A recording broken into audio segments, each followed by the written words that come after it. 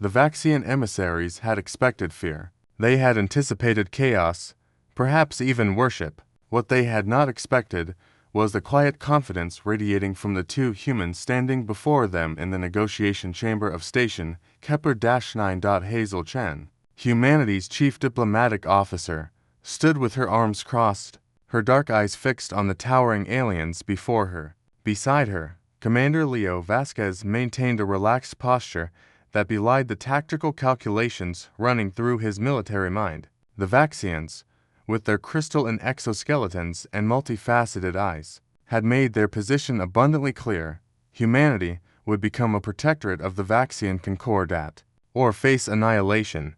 You misunderstand your position. Humans.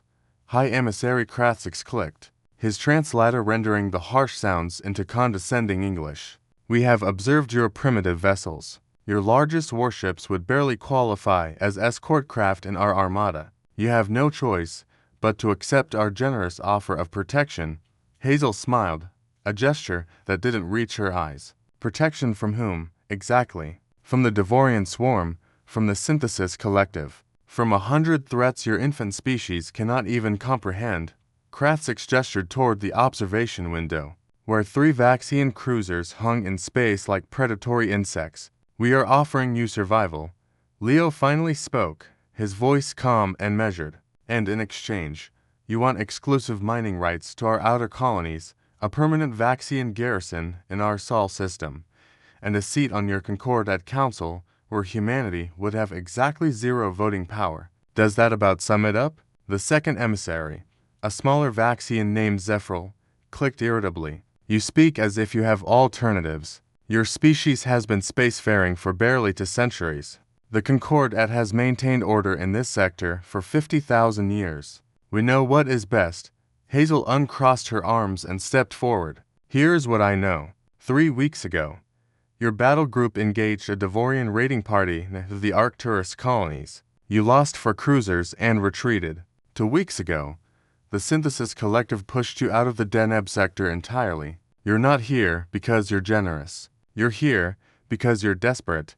The chamber fell silent except for the angry clicking of Vaxian communication. Krathix's crystalline structure shifted through several colors, a sign of emotional distress that humanity's xenopsychologists had documented extensively. Careful, human, Krathix warned. You are dangerously close to making an enemy of the Concordat. Are we? Leo asked, his tone still maddeningly casual. Because from where I'm standing, it sounds like you need us more than we need you. Preposterous. Zephril's translator struggled with the shrillness of his response. What could humanity possibly offer that the Concordat requires? As if on cue, the station's proximity alarms began chiming. Every display screen in the chambers switched to external views, showing the space beyond the station. The Vaxian cruisers were moving, their weapon systems charging as they oriented towards something beyond the camera's view. Something immense was emerging from the shadow of Neptune. The vessel defied easy description. It was less a ship and more a mobile fortress, a behemoth of human engineering that dwarfed everything else in the system. The Titan-class Dreadnought Indomitable measured 14 kilometers from bow to stern, bristling with weapons platforms that represented the cutting edge of human military innovation. Rail cannons capable of accelerating projectiles to a significant fraction of light speed. Plasma lance arrays that could boil away armor plating in seconds. Point defense networks so dense they created spherical kill zones around the vessel. And at its heart, humanity's most jealously guarded secret, a quantum tunneling drive system that made it capable of tactical maneuvers no other species had even theorized. But more than its weapons, more than its size, what made the Indomitable truly terrifying was what it represented. Every species in known space had followed a similar technological progression, biological evolution to industrial revolution to atomic age to space flight. Each step took millennia. Humanity had compressed that timeline impossibly, dangerously. They had gone from splitting the atom to splitting spacetime in less than 3 centuries. The galaxy's older species had assumed humanity's rapid advancement meant shortcuts, fragile technology, untested systems. They were wrong. Humanity's technology was battle-tested in the most unforgiving laboratory of all, internecine in warfare. Humans had spent 10,000 years perfecting the art of killing each other before they ever left their cradle world. When they finally looked to the stars, they brought that expertise with them.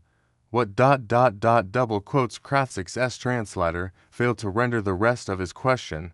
That, Hazel said softly, is what happens when you underestimate human engineering? The Indomitable, the first of 12 Titan-class dreadnoughts we've constructed over the past decade, while your species spent millennia perfecting your crystalline hulls and energy shields. We were perfecting something else entirely, the ability to build fast, adapt faster, and overwhelm any threat through sheer industrial capacity. Leo pulled up a tactical display. Your cruisers are already backing away. Smart move. The Indomitable could vaporize all 3 of them before your crews even finished warming up their main weapons. But we won't, because unlike you, we didn't come here to threaten. This is impossible, Zephyr whispered. No species achieves this level of military sophistication so quickly. It violates every known pattern of technological development. Maybe that's because every other species in the galaxy fights to win, Leo said. Humans fight to survive. There's a difference. When survival is on the line, we don't just adapt, we evolve our entire civilization in real time. Hazel stepped directly in front of Krathzik's, meeting his multifaceted gaze without flinching. Here's our counteroffer. The Concordat forms a defensive alliance with humanity. Equal partners, equal votes. We'll help you hold the line against the Devorians and the Synthesis Collective. In exchange, you share your stellar cartography data and ancient historical archives. We're not interested in being your subjects, but we are interested in being your allies. And if we refuse, Krathzik's asked, though his defiant tone had evaporated, then we handle the threats ourselves, Hazel replied. The Devorians and the Synthesis Collective will learn the same lesson you're learning right now. Humanity didn't claw its way to the top of the food chain on Earth just to roll over for alien threats. We've been the underdog before. We're really good at it. The Indomitable drifted closer to the station, its shadow falling across the Vaxian cruisers. It wasn't a threatening gesture, not quite, but the message was unmistakable. Humanity had arrived on the galactic stage, and they had no intention of playing. Supporting roles, Krathzik's crystalline structure shifted through several colors before settling on a deep azure that humanity's xenopsychologists had identified as grudging respect. The Concordat will need to deliberate. Take your time, Leo said with a slight smile, but not too much time. The Devorians won't wait, and neither will we. As the Vaxian emissaries retreated to their shuttle, Hazel allowed herself a small smile. The galaxy had spent 50,000 years playing by one set of rules. Humanity was about to teach them that rules were made to be rewritten. Through the observation window, the Indomitable hung in space like a promise and a warning. The balance had indeed changed, and the humans, those terrifying upstarts from the third rock of an unremarkable star, had just announced that they were nobody's subordinates. They were survivors. And in a galaxy full of ancient powers, that made all the difference.